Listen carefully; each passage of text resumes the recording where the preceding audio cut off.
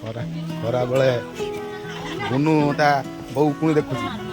ପୋକ ହେଇଯାଇଛ ନା କଣ ସାବୁନ କିମ୍ବା ସାମ୍ପୁ ଲଗେଇ ତାକୁ କଣ ଖବର ଜରୁ କଣ କହ ଜରୁରୀ ଭାରି ହସ ଶିଖିଛି ହସ ଭାବି ଦେଇ ପଠେଇବି ଦେଖନ୍ତୁ ଗୋଟେ କଦଳୀ ଗଛରେ ପାଚିଲା କଦଳୀ ପଡ଼ିଛି ମାନେ କେତେ ବଡ଼ ପାଖାପାଖି ଚାଲିଛି ଆଳୁ ଭଜା ନା କଣ କହୁଛି ଖାଲି ଦେହର ତବୁ ବୁଲୁଛି କୋତଲ ଗରମରେ ଆଜି ଆମିଷ ହବନି ରବିବାର ଅଛି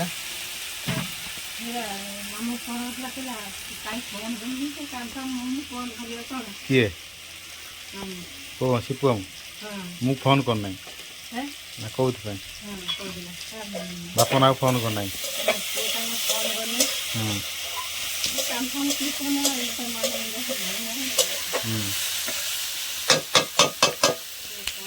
ଖରା ଖରା ବେଳେ ବୁନୁ ତା ବୋଉ ପୁଣି ଦେଖୁଛି ପୋକ ହେଇଯାଇଛ ନା କଣ ସାବୁନ କିମ୍ବା ସାମ୍ପୁ ଲଗେଇକି ତାକୁ ଧୁଉନ ଲୋକ ଦେଖିବେ କେମିତି ତୋର ଅନୁଗୁରା ହେଇଛି ବୋଲି ମାଲୋ ଉକୁଣି ମାରୁଛି ଆଙ୍ଗୁଲ ଟିପିକି ବାଦାମ ବେରକା ବାଦାମ ବେରକା ସମସ୍ତେ ଅସ୍ତବ୍ୟସ୍ତ କୁବିରା ବାଲିକି ଦେଖ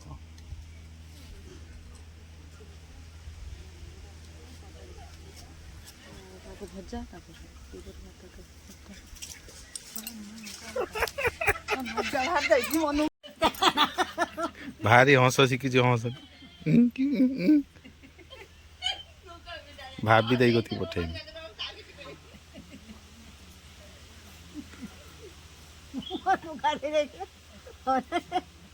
ଗୋଟିଏ ଲୋକ ଏହା ଜୀବନ ଦୁଃଖ କର ନାହିଁ ଖାଲି ହସିବ ହଁ ହସ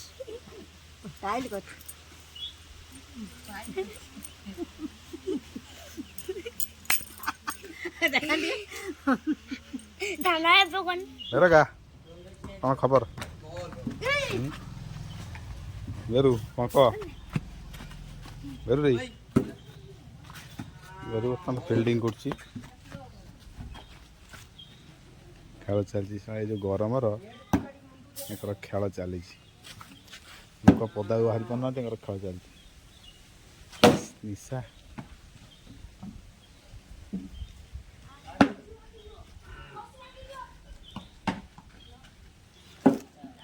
ପାଣ୍ଡିଆ ନା କେউ ସେଠି କାଇଁ ବୁଝୁ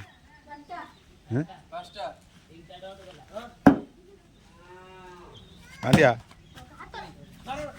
ସୁଖର ଗାଡ଼ି କାଟି ଦେଇଛି ନା କଣ ଦେଖନ୍ତୁ ଗୋଟେ କଦଳୀ ଗଛରେ ପାଚିଲା କଦଳୀ ପଡ଼ିଛି ମାନେ କେତେ ବଡ଼ ପାଖାପାଖି ଗୋଟେ ଦୁଇଟା ତିନିଟା ଚାରିଟା ପାଞ୍ଚଟା ଛଅଟା ସାତଟା ହେଲେ 7 ଦୁନେ 14 ପାଖାପାଖି 15ଟା ଫେଣା ବହୁତ ବଡ଼ ସାଇଜର କଦଳୀ କାନ୍ଦି ପଡ଼ିଛି ଏ ପାଖାପାଖି ରଜ ବେଳକୁ ହେଇଯିବ ବୋଧେ ଭଲ ସବୁଠୁ ବଡ଼ କାନ୍ଦି ପଡ଼ିଛି ଏଇଟା ଗୋଟେ ଭିନ୍ନ ପ୍ରକାର ଗୋଟେ ପାଣ୍ଡିଆ ଯେ ନାଁ ଦେଇଛି ଏକଦମ କରେକ୍ଟ ନା ଏକଦମ ପାଣ୍ଡିଆର ସାନ ଭାଇ ଅନା ଟିକେ ପାଣ୍ଡୁ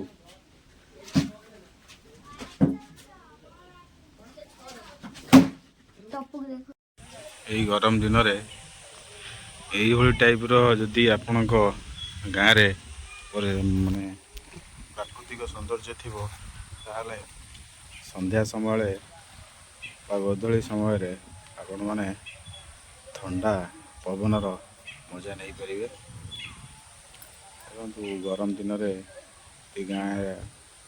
ଖଣ୍ଡରେ ହେଉ କିମ୍ବା ଗାଁ ପ୍ରଥମରୁ এইଭଳି ଟାଇପ୍ର ପୋଖରୀ ଥିବ ତାହେଲେ ଆପଣମାନେ ଥଣ୍ଡା ପବନ ମଜା ନେଇପାରିବେ।